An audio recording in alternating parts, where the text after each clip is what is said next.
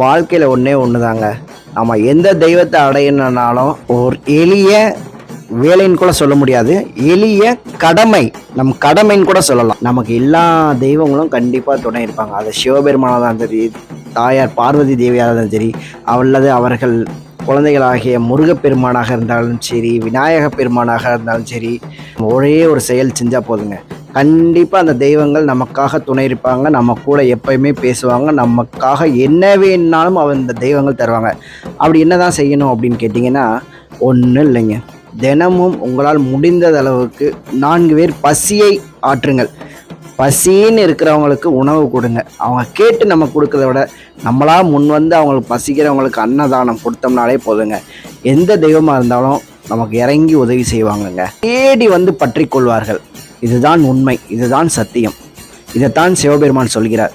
பசித்தோருக்கு உணவளியுங்கள்,